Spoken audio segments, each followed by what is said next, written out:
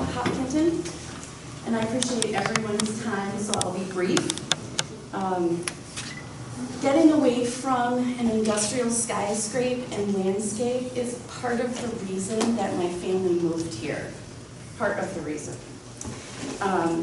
Another part was to live alongside people who cared about the health of their neighbors. We have been happy here. We are not in favor of the wind turbines. Before we allow this big wind company to permanently alter our town, we should pause and remember all of the promises and cleanup from the other industrial companies that left a footprint on the North Country. So not just the wind companies. There are U.S. diplomats who have recently been the victims of infrasound. When asked about it, the U.S. authorities say that they were not able to measure that type of noise. Meaning we don't know everything there is to know about what we need to know about what the hazards are that are out there. I asked the board to represent my concerns that the highest standards set for protecting our health and the environment be followed. And I do thank you all for your time. Thank you.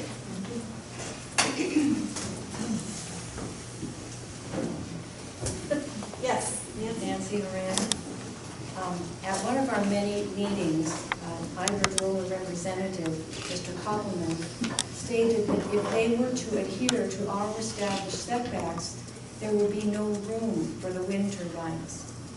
I responded to that fact and said, that fact alone, it seems to me, indicates that perhaps this is not a good site for a wind farm. Yet the project moves on. It seems that the money the company will walk away with is more important than the people in our communities who may experience health risks due to wind turbine syndrome if setbacks aren't long enough. Shame on them, and shame on us if we allow this to happen in our communities.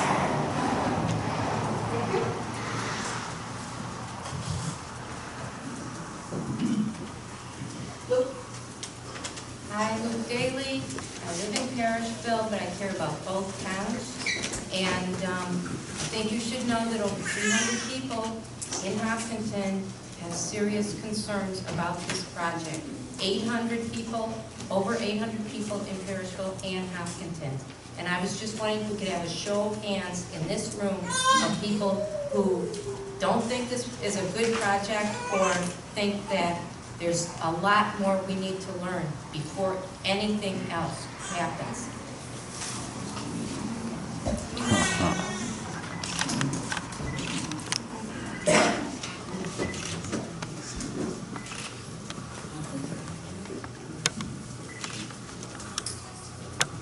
Is that it, Luke? Yep. Thank you. Yes, Sarah Farrar, Lake Azonia. I'm also a resident of Long Island. And if we turn back the clock over a decade ago, which I wish I would have kept the newspaper articles, this company came to Long Island, to the North Shore, okay, to try to put their windmills down there. Well, there's two things Long Island has that the North Country doesn't have, and that's money and lawyers. And boy, did it stop really quick, okay? And now we're going to fast forward the clock 10 years because they've been looking around where they can find it, and this is a political move. I know it because I'm from Long Island, and I've seen political moves that this state does, okay? And this is one of them, and they're trying to cram this down our throats up here. Okay, because they couldn't get it in where the power is needed on Long Island. Thank you.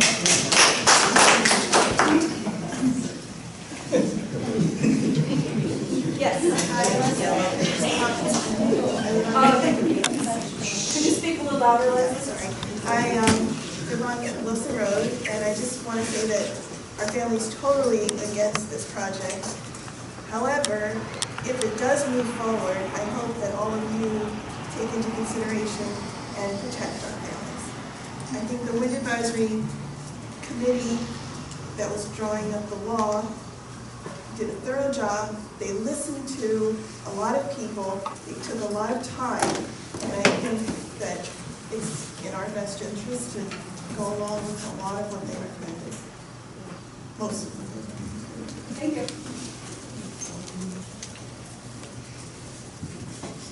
Okay.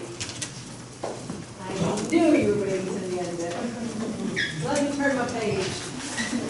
Please stand.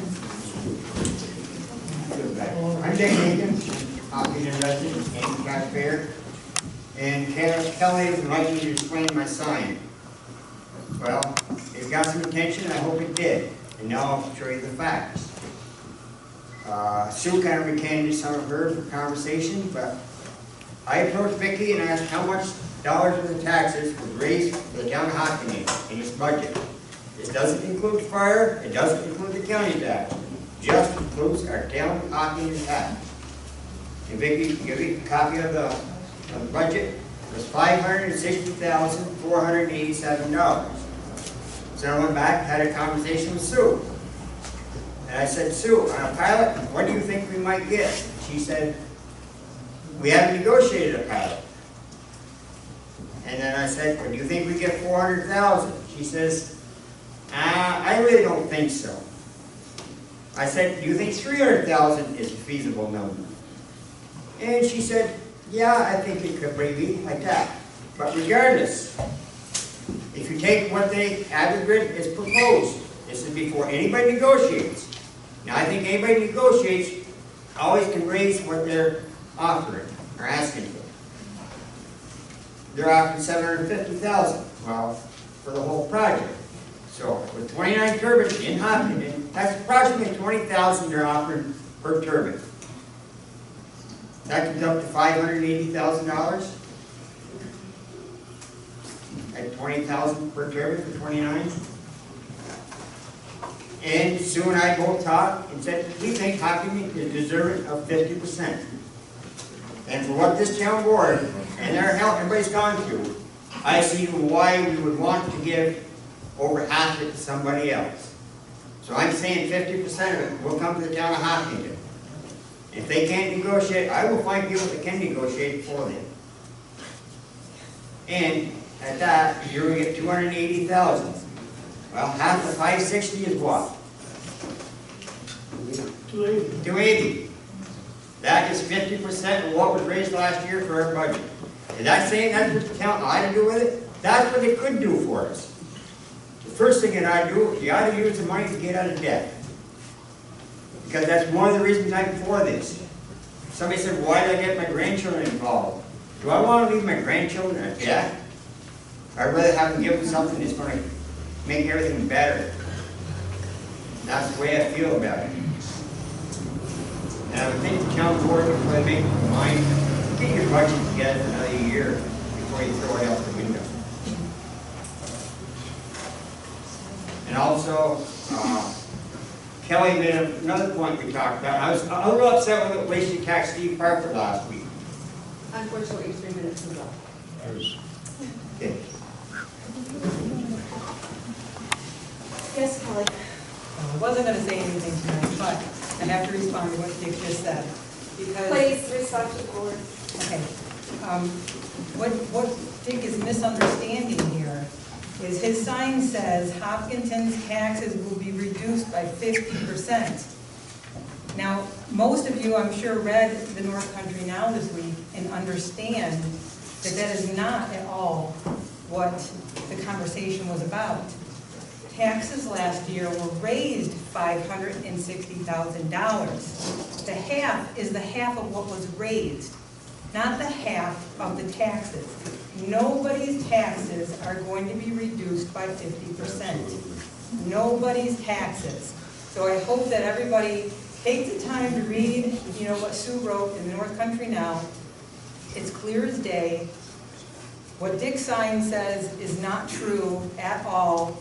He knows it's not true because it's been in the newspaper, that's been in the newspaper for a week now. And you still continue to move the sign around town and deceive the residents of Hopkinton.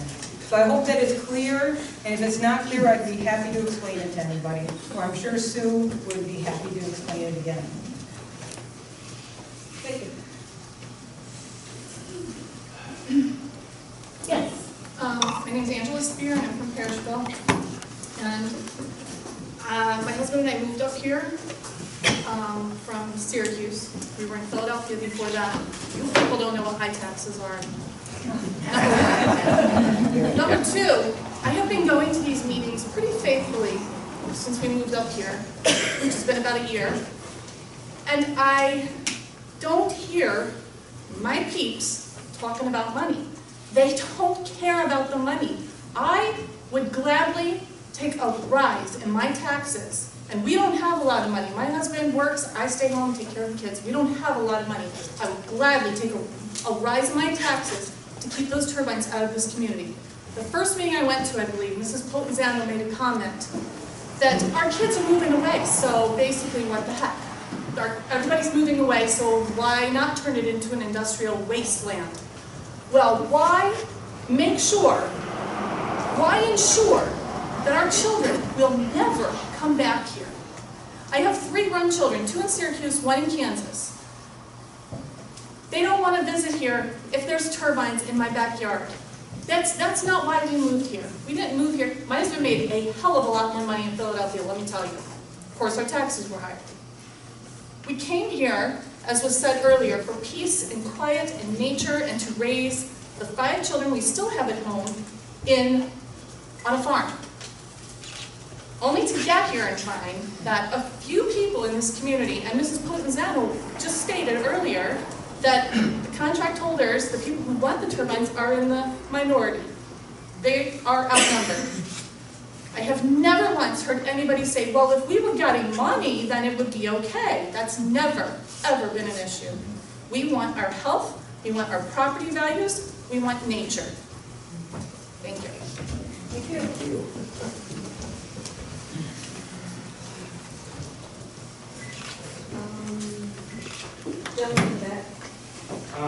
Yeah, just going off what she said, I'm in a similar situation.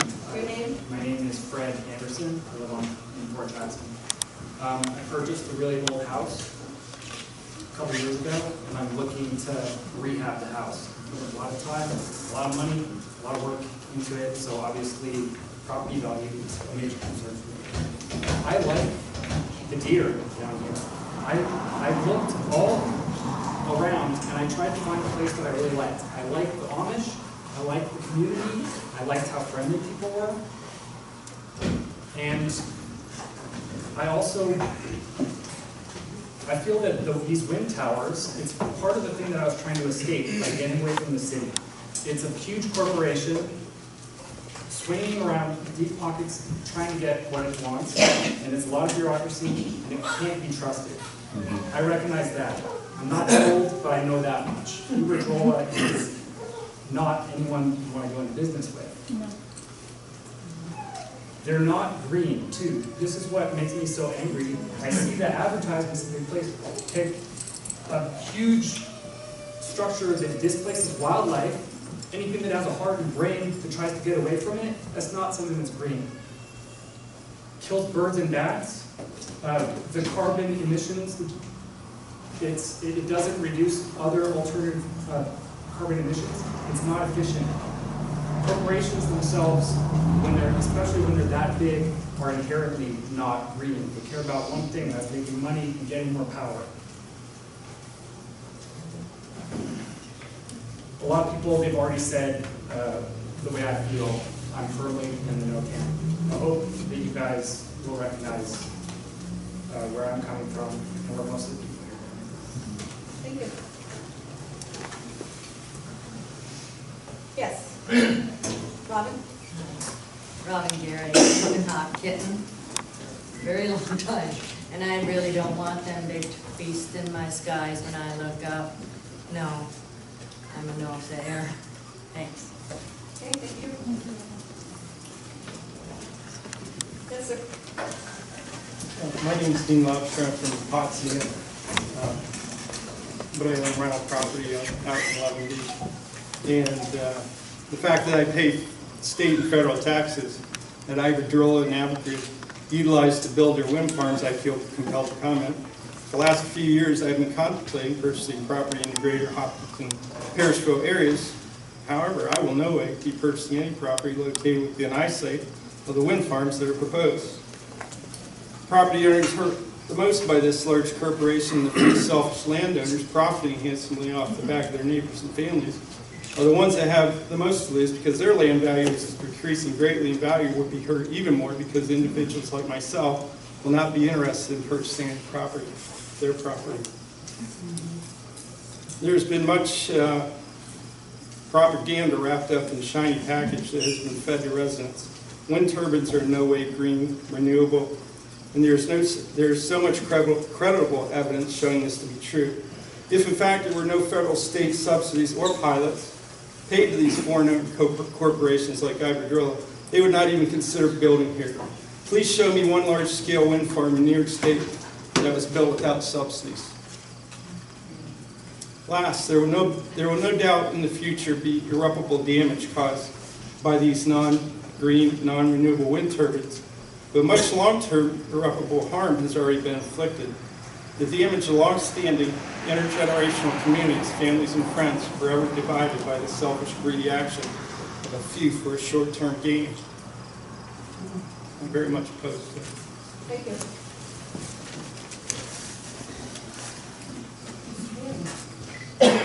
Good evening. My name is Richard Vincent Manning. I've lived for 44 years on the Cassidy Road, town of Hopkinton. Built my house there in 1973. I've been trying to get some research done, but it's very difficult because there is so much, I guess I'm going to have to use the word propaganda on the side of the windmills because they have the money and they can publish what has been said this evening to be peer-reviewed studies, which in effect, if you know what a peer-reviewed study is, they're not peer-reviewed studies. There are studies on both sides of this, neither one of them peer-reviewed, none of them. But they state on one side that there is cause for alarm over the health and safety of the people that are in proximity to these wind towers. There is also some evidence of damage to well water. I know my well water is, my pipe is down into rock.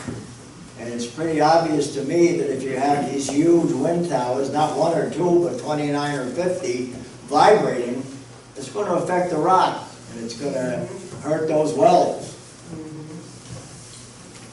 And I don't want to talk the rest of the night. I know we got 3 minutes. I'm not known for a short speech, but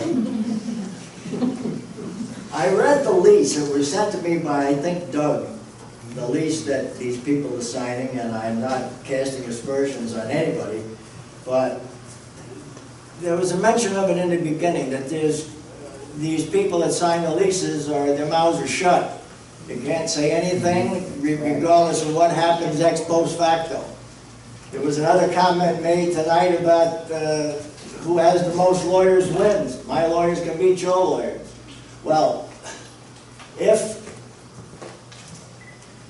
you are signing away your right to talk, and it's a contract in the civil area between two adult individuals at arm's length, those have been upheld by the courts. But we've got a situation here where whatever Iberdrola does depends upon the laws of this town and the laws of this state. And as far as I'm concerned, that's a violation of your First Amendment rights over and over again. Yes. I agree. Thank you very much. Okay, we're going to take a couple more and then we're going to close it. Amanda? I'm Amanda Potter. I live on the south side of 72. I'm a leaseholder, property owner, taxpayer, and I got to hand it, former board member, and I got to hand it to town board. You guys have been through a lot, and I support everything you do. And I also support the turbines. I personally don't believe I'm in the renewable energy business, and if you can't share renewable energy for everybody, that's wrong in my mind. Otherwise, why are you paying a foreign entity like Brookfield or National Grid when your money goes out of the country? That's enough of that. But the thing is that we have no new tax base in this town of Hopkinton, and we have a lot of taxpayers, and it doesn't cover what we need to come up with.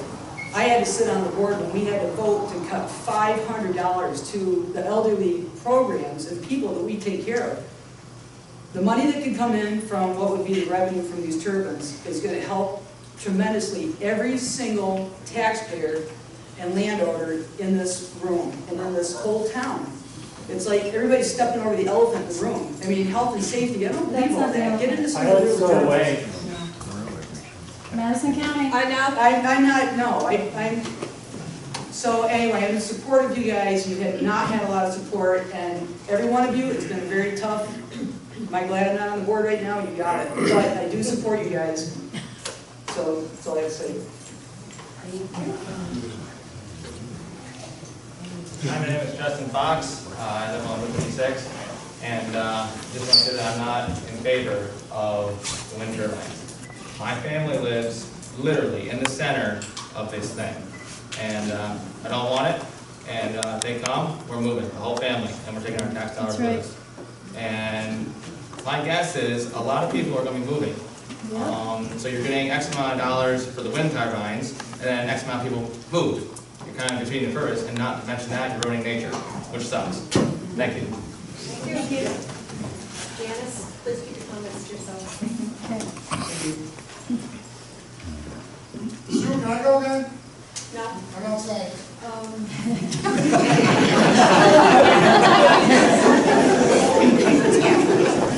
push your luck. I know, but Hi, I'm Tim Helfter, and I live in Hopkinton, and I am not for the wind turbines, for whatever reason you want to pick. Everybody's got their reasons why they're for or why they're against. Not pointing Amanda out, but she made a good point on the money. So my question is, not pointing Dick out, but he said, the negotiations. Well, what leverage do you have to negotiate when you set a law that the law is either going to be inviting or not inviting? I mean, plain or simple, it's a yes or no. If you invite them in, what leverage do you have to down on any kind of monies? You're going, assuming what they say as a good faith that, and I don't know, I'm not saying money's been talked about, but there's numbers that fly around in the newspaper that came from somewhere. But what's holding that number? Who knows it's going to be for sure? And who knows what percent of the actual pilot, if you will, which is a whole nother bad, but a pilot, what percent are you going to get? To me, it's like saying you'll buy a car before you even know the price of the car. Thank you. Or what model it's going to be.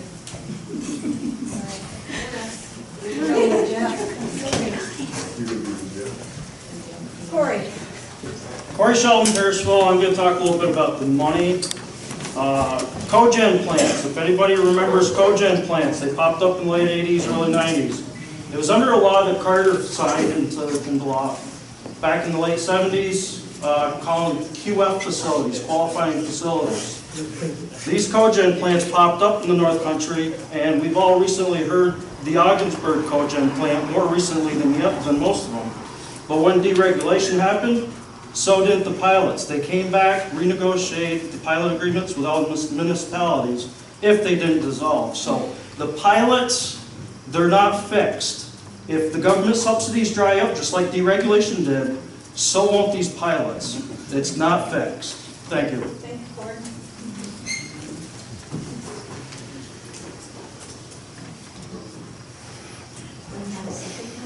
Anyone? No. I know, I'm going to make sure that everyone has, you haven't spoken yet, right? Okay, your name? I'm Clarissa Martin. I know there's people here that have health issues already, and And if these turbines come in, would they be willing to pay for everyone's health problems? Oh, very good question.